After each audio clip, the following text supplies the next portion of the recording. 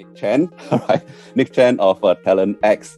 Okay, and Nick is a millennial influencer with us, and he run a startup called Talent X.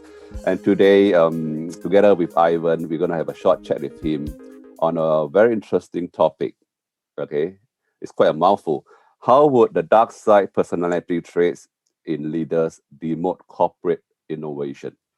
I repeat, how would the dark side personality traits in leaders demote corporate innovation? So keywords here: dark side personality and corporate innovation. All right, and let's roll. Nick. Maybe Nick, you can tell us a little bit about Talent X and what you do before Yep. you answer that question. Yeah, of course. Yeah. So thanks, Sam, for the introduction, and thank you for inviting me to be here. So first, my name is Nicholas. I'm a business psychologist from Hong Kong. I'm also a psychometric statistician and also the co-founders of TalentX. So TalentX is a psychometric-based company that aims to provide real-time data on people and employees so that founders, HR directors, or key decision makers can make the most informed talent management decisions across the employee lifecycle. Right. During my master's, I was quite focused on this concept, something called dark side personality, which has gained quite a bit of traction over the past decade or so. And before going any deeper in that regard, it's kind of similar to our normal everyday perception of personality, but in a more extreme lens. And we're going to be talking a little bit more about that and how it affects corporate innovation. Yeah. Right, and Nick, the dark side, is it one type of personality or is actually consists of different traits? That's a very good question. And first, we can first look into what is personality at first, like what people think about it. So generally, when people think about personality, they think about the big five. So openness, conscientiousness, extroversion, agreeableness, and neuroticism, also known as emotional stability. So when we think about this, we see it as what are people's personality on an everyday, day-to-day basis. So other terminologies, people call it as bright side personality. Oh, okay. But when you start talking about dark side, the interesting part is that it starts to look at how your personality might evolve or change when under stress, especially. And in many research, we see it at dark side personality as kind of like the extreme versions of the bright side personality that we're calling back the big five. And so there are more than just one dark side personality trait. In fact, there are some studies, for example, quite famously, the dark triad, that talked about dark side personality being in three forms: psychopathy, narcissism, and Machiavellianism. Then there are also other researchers and academics or practitioners that like to look at dark side personality in more multidimensional than just three. For example, they start looking into things like how extremely imaginative the person is, or excitable, old. So all these terms are popping up, and all of them describe a different aspect of one's personality when in the extreme. All right. Yes. And Ivan, do you have anything to add to that? Ivan, yourself, you are organization psychologist too. Are you dark? Are you dark? When I'm under extreme stress, maybe. Well, I think what's interesting is that the one of the part that you mentioned, Nick, is about narcissism being one of the dark side of personality. The problem is actually, I don't think it's a problem, but it's prevalent among entrepreneurs. Is a lot of entrepreneurs do think highly of themselves. Yes, a lot of self-confidence. Yeah, a lot of self-love. And of course the ego as well, I think, to help them actually, to have the confidence to say, okay, I know what I'm doing. I'm good at this. I'm extremely good at this. And I should be up amongst the top few startup founders because I'm very, very, very well in this. So how does the dark side personality in that sense be something like an obstruction to them achieving their startup, founding goals, actually? Right. I think it was very easy for people to think that the dark side personality being like the evil side. You know, like you think of like the dark side in Star Wars. Like that's people what I sometimes when I talk about dark side, that's what people immediately Yeah, they yes. think it's evil. And in of course in some cases, extreme versions of your personality can lead to bad outcomes. So for example, there is a extreme version of people being very meticulous. It's called Mhm. extremely perfectionistic, or another word that like people like to use in the academic world is diligent. So they become extremely focused into the details, and they can sometimes get stuck when they are Uh-huh. not able to, confirm all the details, and that can lead to loss of progress or becoming very Right. stagnant in your project or task, and which ultimately leads to a bad outcome. Right? We always want to progress and move forward. All right. But sometimes dark side can also have beneficial outcomes that we Ah. see Oh, uh, really?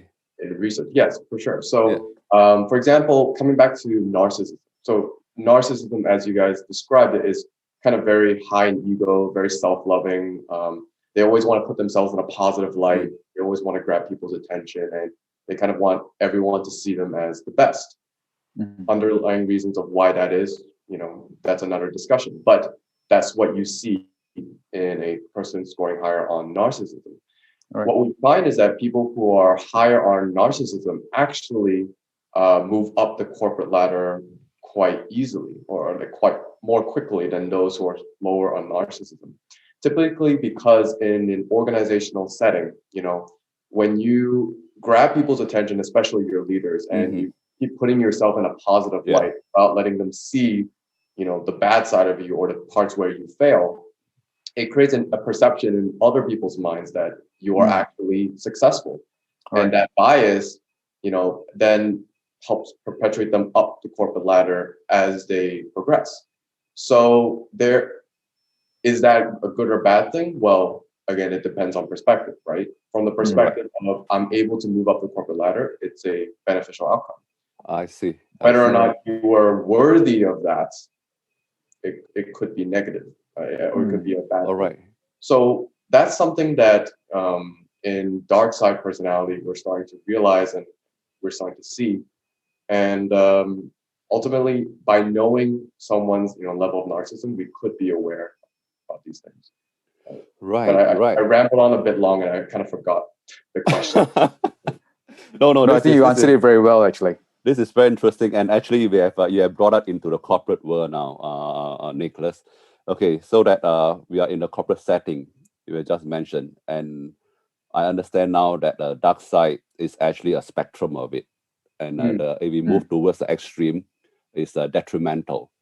All mm, right, and of course, in the corporate setting now, we understand that managers, leaders in corporates world are highly stressed, especially with the pandemic situation affecting the economy. All right, so and the call for corporate innovation to bring up the corporate performance. So this add more stress to mm. all the people, the leaders. So in that sense, do we see more dark side of this happening and affecting the innovation of the corporation?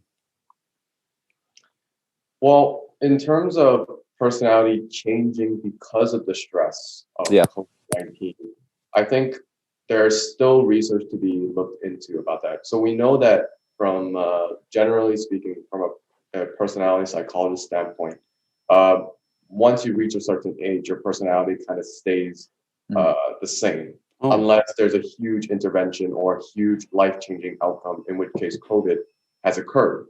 And I believe that most people, COVID has definitely affected them in some way. For example, Anecdotally, I've heard stories where people who are usually quite outgoing and extroverted are now very introverted because of the fear of contracting the virus. Mhm. Some people who are, very maybe they have a very positive mindset about things. COVID has really pushed them to their limit that they start seeing things in a negative light.